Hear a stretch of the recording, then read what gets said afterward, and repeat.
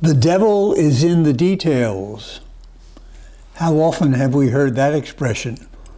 And how often has it been true? We devise some plan or some project which looks so wonderful and easy to accomplish, and then when we get into the actual doing, we find difficulties and challenges, and we say the devil is in the details. But when we're pondering the scriptures, as we are today at this Eucharist, and when we ponder the scriptures day in and day out in our private prayer, the devil is not in the details, but the Spirit of Jesus is in the details.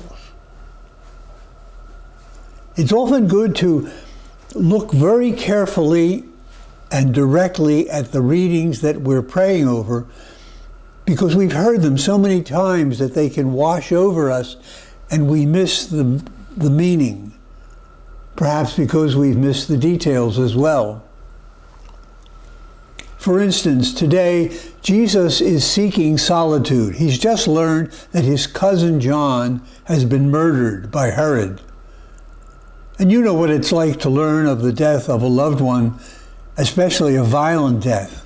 You want to be alone. You want to get apart to maybe ponder and pray over what has happened. And so Jesus takes off by boat to the other side of the Lake of Galilee.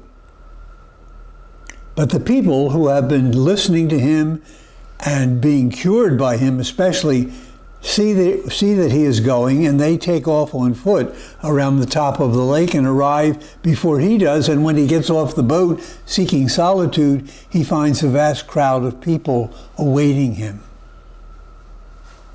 And then, forgetful of himself, he takes care of their needs. And it's interesting, the expression, this is another detail. I like Bibles that have footnotes, because oftentimes the footnotes explain passages and words that we might miss in the translation.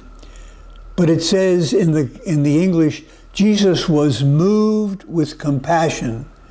But the word in Greek is much more forceful. It says that Jesus saw the suffering of these people and their needs, and it got him in the guts. Got him in the guts. You know what it's like when you have a very violent experience or a great sadness. It's not in your head. You feel it in your body. Jesus felt the needs of these people, and he forgot himself and gave himself over to caring for them. The disciples also saw a need, and they came to Jesus and said, "Send these people away, they're going to starve. There's no food here for them." And Jesus said to them, "You feed them. You take care of them." And they gave him all they had, and he blessed it, and he broke it, and he gave thanks. Sounds like a Eucharist. And then the people were amply fed with what the apostles had provided. You give them food. Disciples are responsible for spreading the kingdom, for establishing the reign of God. You do it. These details apply not only to the disciples of his day, but to all of his disciples. For Jesus has called you and me in our day to be the ones who spread the kingdom. He uses us to establish the kingdom of his Father in this world. The kingdom of God was not established through the past 2,000 years by preachers. Preachers had their place, and they did what they were called to do. But more and more people became disciples of Jesus because they saw the way the disciples of Jesus were living and acting and caring for others. And that attracted them. You know what they said in the first centuries? These Christians, how they love one another. And that's what attracted people to the reign of God. The preachers helped, but it's the ordinary Christian, the man and woman in the pews or the streets or in the homes, that did the work of Jesus today.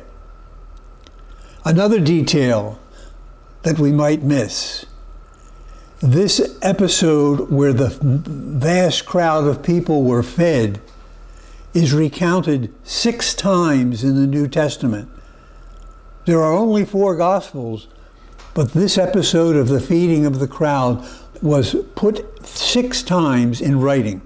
And that's vitally important because we are helpless without Jesus, and Christ is helpless without us. And that's the message of this episode of the feeding of the multitude. Jesus needs us to carry on the work of the kingdom. That is the way it was then, and that is the way it is now.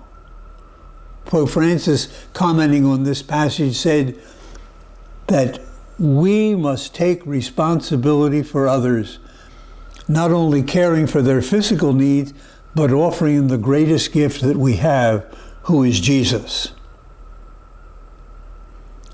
The Spirit is in the details, and we are the details.